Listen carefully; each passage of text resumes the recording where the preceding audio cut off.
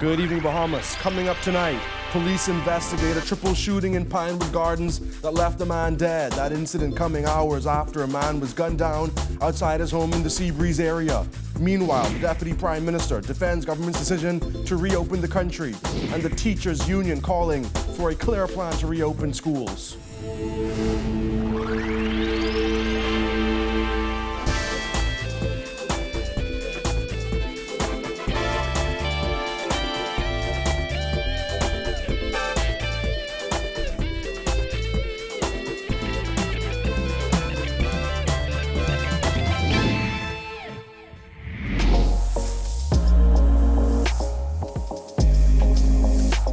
Our news is brought to you by Alive.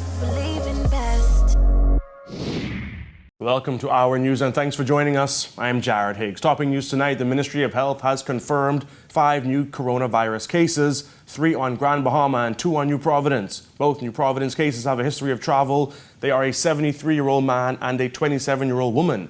Both are in home isolation. Meanwhile, an 84-year-old woman, 45-year-old man and a 43-year-old man on Grand Bahama tested positive for COVID-19. Health officials say none of them have a history of travel and they are all home in isolation. These new cases bring the total COVID-19 cases in the Bahamas to 124. There are 89 cases on New Providence and 21 on Grand Bahama. 3 people are said to be hospitalized with the virus.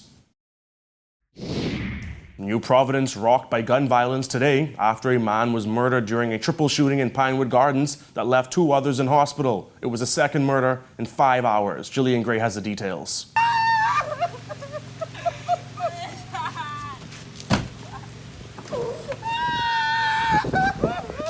The Pinewood community has been rocked by a brazen daylight shooting, leaving some residents not feeling safe in their own community. A group of men were gathered in front of a residence when a black vehicle drove from the east and circled around. On the return of the vehicle, an occupant opened the door and discharged the firearm in the direction of the persons gathered. 3 males were injured. 2 of the males were transported to the hospital via a private vehicle, and a 3rd male succumbed to his injuries on scene. Family members of the victim were inconsolable as the body of their loved one was taken away. The man, believed to be in his 30s, was identified by neighbors as Ronaldo Richard Nairn. Neighbors say Nairn was a father and well known in the community. From the past time I growing up, he don't bother no one. I see him to himself all the time, this and that, but it's just like this. I don't know what's going on now these days. This bystander was washing the victim's car when the tragic scene unfolded. The jeep come right through the first start, and they circle back. When they circle back, they circle coming from this way, from the other way. And then when they slide up, the back door open up. When the back door open up, they start shooting fire. They start shooting, and the rest of us run inside. One get catch in the chest, the other 2 get catch in their leg, and 1 get in the hand. So when everyone run inside, one of them say, Mom, I tell him my grandma that. Say, Mom, I get hit. This is not the first time a shooting has taken place in the neighborhood, and it's leaving some concerned for their safety. ASP Audley Peters said officers responded to the scene within 7 to 10 minutes. He assured the public that police continue to patrol the area in an effort to keep residents safe. Officers could not say if this shooting was connected to an earlier shooting incident in Seabreeze. Peters made this familiar plea. The police are appealing to the members of the public who may have any information in regards to this incident to contact the Central Detective Unit at 502-9991. Reporting for Our News, I'm Jillian Gray. Just a few hours before that triple shooting in Pinewood Gardens, a 26-year-old man was gunned down outside his home this morning. Police say they'll need the help of neighbors to get to the bottom of this one. Family members tell Our News the victim is 26-year-old Leslie Darville, a.k.a. Swiper, the father of a 5-year-old boy.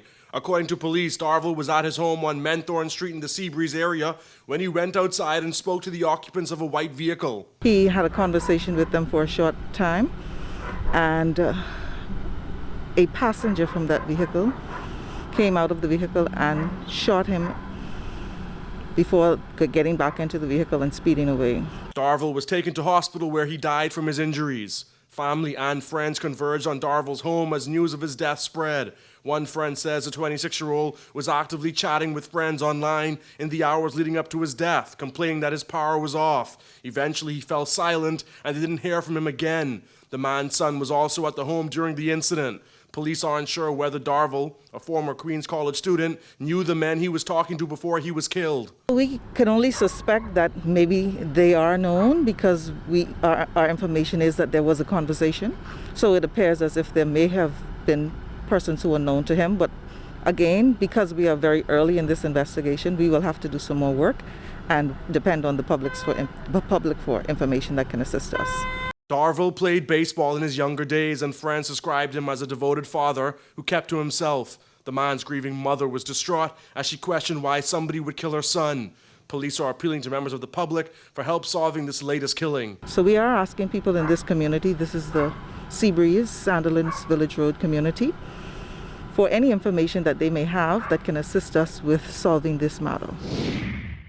2 days after a Bahamas Air flight attendant tested positive for COVID-19, airline chairman Tommy Turnquest revealed that the list of passengers on the flight the attendant worked on has been turned over to the Ministry of Health. He also announced that as of Monday, Bahamas Air will be scaling back on flights into Florida.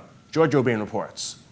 Bahamas Air Executive Chairman Tommy Turnquest addressing speculation surrounding a flight attendant who has tested positive for COVID-19. According to Turnquest, the airline is doing everything that it can to ensure that no one's health is at risk. Both the managing director and myself spoke to her. She last worked on July the 6th and July the 5th. I say those dates, however, because we don't know where she contracted the virus. Turnquest was not prepared to say if any other employees have been placed in quarantine after being in contact with the flight attendant. He did confirm that 2 pilots and 2 other flight attendants have been advised. We have advised the Ministry of Health. They have every single name of every passenger. We want to make sure that we don't overstep our bounds. The recent spike in COVID-19 numbers here in the Bahamas has been attributed to trips to the United States. Turnquest said the airline will be scaling back on flying into COVID-19 hotspots. Beginning on Monday, we're going to scale back our flights into Florida. We don't go into Miami at all now. We haven't gone into Miami since middle of March. We currently go into Fort Lauderdale from Nassau twice a day. And we're going to scale back to once a day beginning next week. We currently go into Orlando once a day. Day before yesterday, we took 6 people to Orlando and brought 6 people back. I almost had as many crew as passengers. I can't make any money like that. Florida reported 13,965 new cases today. The airline has stepped up safety protocols, according to Turnquest, including the implementation of no in-cabin service to prevent contact with customers, meeting the standard of international aviation standards for air circulation on their aircrafts, and ensuring masks are always worn properly. Every time our aircraft come back to Nassau Station, we go through another heavy, deep cleaning. Reporting for our News, I'm Giorgio Bain. Thanks, Giorgio. Finance Minister Peter Turnquest says government has no regrets over reopening the country's borders, despite the country seeing over 10 confirmed cases and those 5 new cases today over the past week. He spoke with Kyle Joaquin. Despite the increase in COVID-19 cases, Turnquest says the government has no regrets with reopening the country's borders. He said with no money coming in, some decision had to be made. No regrets. I think at this stage, even though we've had a spike in cases in Grand Bahama, that when you look at it statistically, that we are doing okay.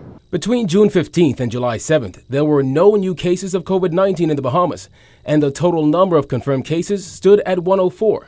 However, since 2 additional cases were confirmed on Grand Bahama on July 8th, there have been over a dozen more.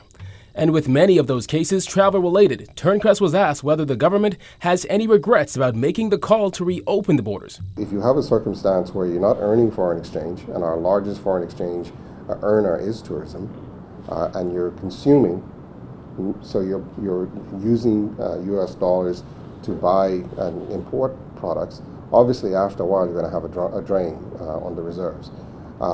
So not having the tourism sector open obviously puts more strain on the central bank and its ability to manage the reserves to ensure that we do not put our dollar in jeopardy. And with many businesses being forced to make staff cuts and major resorts like Bahamar and Atlantis delaying their reopening, there is a concern over the state of the country's finances.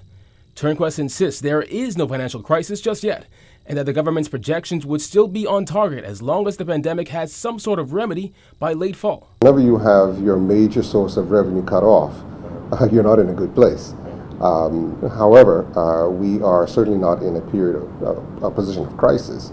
We are able to meet our commitments. We are engaging right now in a number of financing activities, operations to provide us with the level of funding that we need, cash flow funding that we need. This new spike in cases has been dubbed the second wave by health officials and appears to be hitting even harder in some states across the U.S., prompting the consulate in Miami to urge Bahamians not to travel to Florida unless necessary.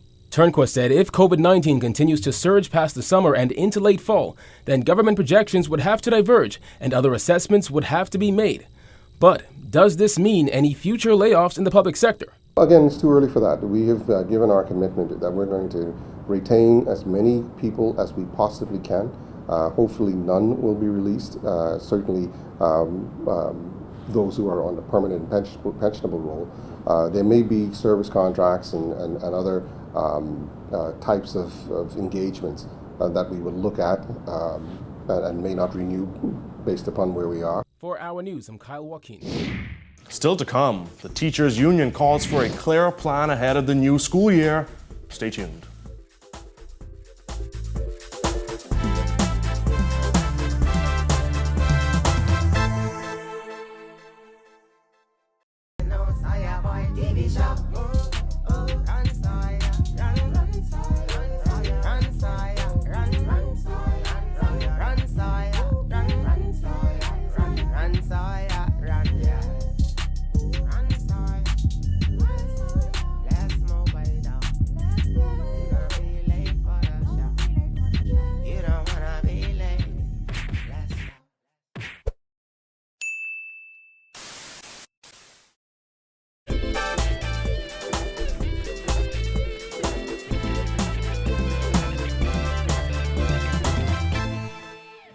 The Teachers Union president is calling for a clear plan for teachers and students ahead of the new school year. Her comments follow the revelation by Education Minister Jeff Lloyd that a shift system will likely be implemented for September. George O'Bain reports.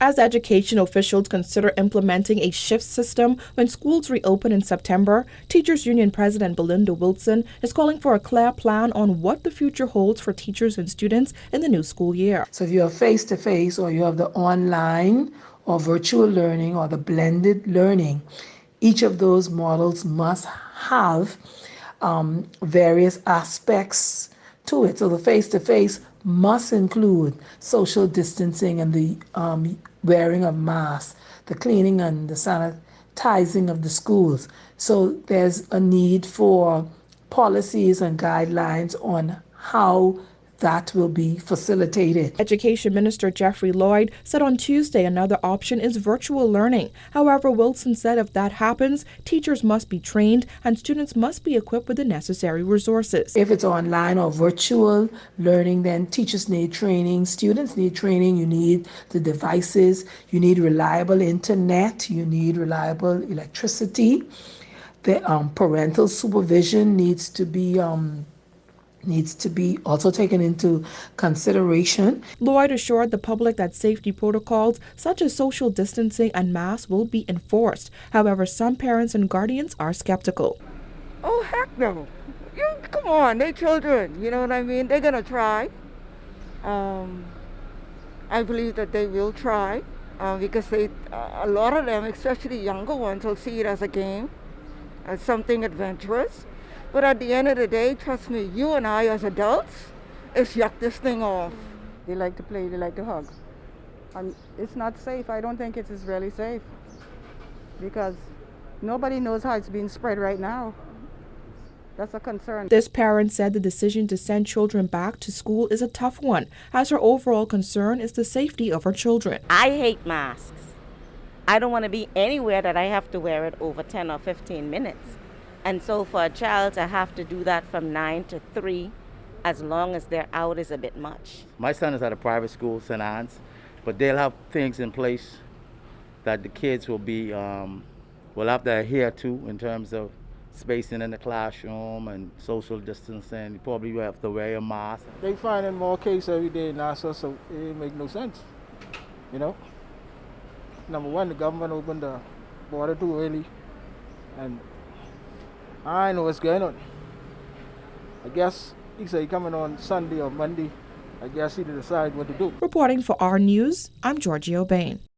Thanks, Giorgio. The COVID-19 pandemic has exacerbated the financial woes of some already struggling vendors on Potters Key Dock.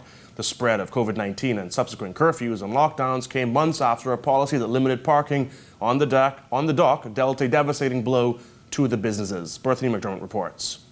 A struggle is how Potters Key vendors described business since reopening a few weeks back. And as owner of Archie's, Beryl McPhee explains, vendors were having a hard time long before the COVID-19 pandemic. Boy, to be honestly and truthfully, it's hard. I ain't gonna tell you, standing up here, it ain't easy. It ain't easy because of a vendor like me right now. I am really struggling. Potters Key vendors were allowed to reopen last month after shutting down for nearly 3 months. Nearly 1 month later, the grim reality for these vendors is that business remains slow. With a drop in sales coupled with the high cost of living, McPhee says it's not easy operating her stall. We have to pay even to be here. And that ain't the cost of living out there, because the cost of living right now has really gone up tremendously. You understand, to operate one of these small business, people think it's easy, but it's not. She isn't alone. Her brother, Edward McPhee, owner of Bangs, and Calvin Pinder, owner of Simply the Best, says things have been rough. Things hasn't been as brisk as it was. You know, as you know, we suffered some time even before the pandemic. Things still a little rough, but you know, everybody ain't back to wake us yet, so things still slow, but just like I say, glad to be waking up. McPhee says he has been working at Potters Key Dock since he was a little boy with his father. And as this is his only source of income, he now finds it difficult to support his family. I have a small kid who I have to support. Schools and everything, you know, everything of that sort. And, you know, I would like I always used to do, is help others and my families, but I need help myself now. And while it may be a grim reality for vendors here at Potters Key, they are still hopeful that things will pick up soon. Well, I would hope. But you know, it's going to take a while. Yeah, you know, with God, hopefully everything will turn around. Reporting for Our News, I'm Berthany McDermott. When Our News comes back from the break, a Western New Providence resort eyes locals amid a slump in tourist arrivals. Stay tuned.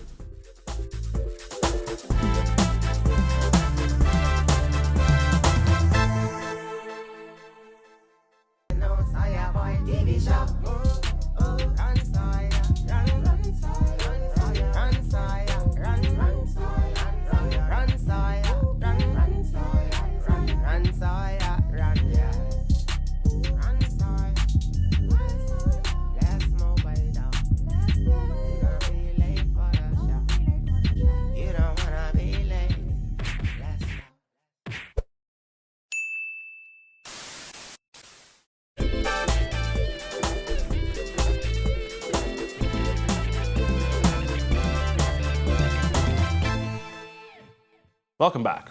With new protocols in place, SANDYPORT Beach Resort has reopened. However, the Western New Providence Resort is now focused on attracting domestic guests as international bookings are low. Julian Gray reports. With international bookings at a standstill for the moment, the SANDYPORT Beach Resort is focusing more on the local market, encouraging Bahamians to lounge out on their private beach or enjoy one of their secluded rooms. Nestled in the quaint Sandyport community for over 25 years, the Sandyport Beach Resort boasts of a down-home feel and family-friendly environment. They're used to welcoming guests from far and near, and after being closed for several months, Assistant General Manager Sherelda Arnett said their staff could not wait to get back to work. See, we are all excited to just be back. It's so important to be engaging again. We're working on building our occupancy. The pandemic caused the resort to shut its doors for several months. Upon reopening on July 1st, the hotel property put new measures in place, new beach signs and floor markers. We have taken into consideration, all of the social distancing measures. So we've implemented the plexiglass at the front desk. We have the distance stickers on the floors, the 6 feet distance stickers. We have them at the pool, signages. We have hand sanitizer station around the property. The 72-room resort is offering locals special rates. Arnett said their room style and new procedures is designed for seclusion, making the resort the perfect socially distant getaway. We have external entries, so if you book a 3-bedroom suite with us, you don't have to go through one door. You can actually access each of your rooms from outside.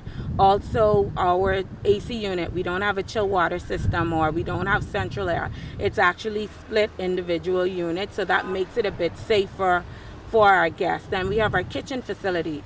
So if you don't feel like dining out and you want to prepare your meals, we have a full kitchen in our suite product. Reporting for our News, I'm Jillian Gray. Still to come, local basketball players eager to hit the hardwood. Stay tuned.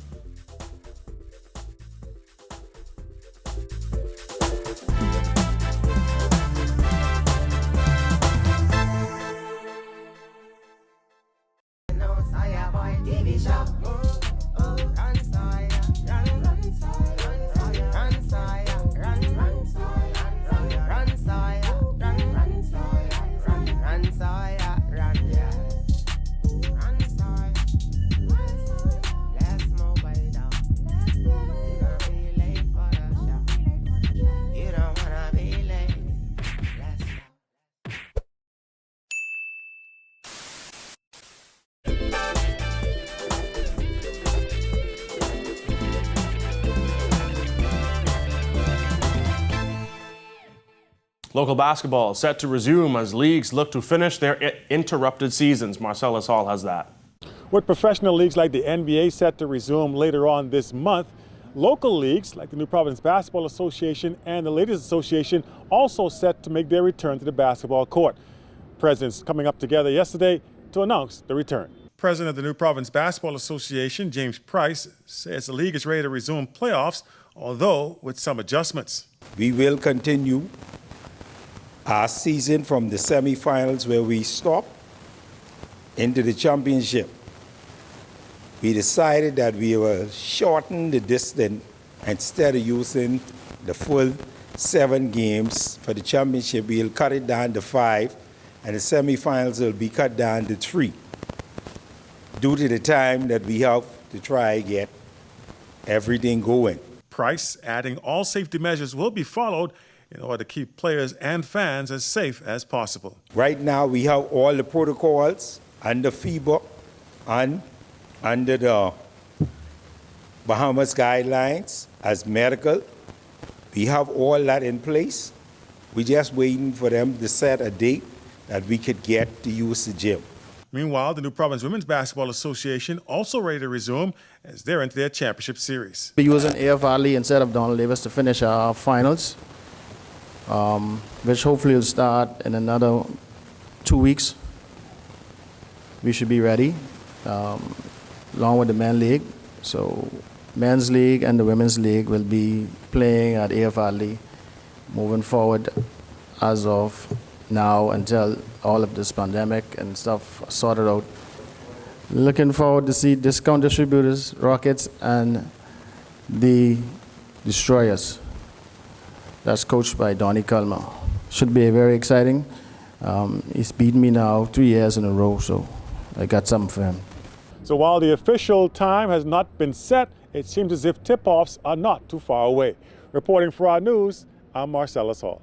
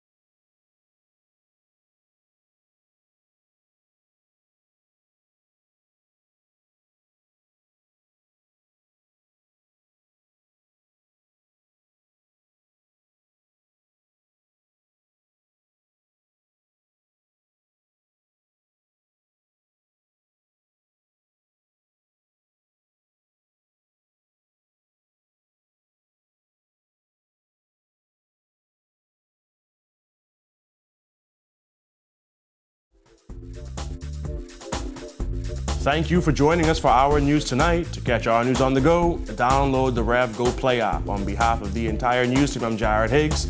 Stay with us. On the Record with Jerome Sawyer, up next.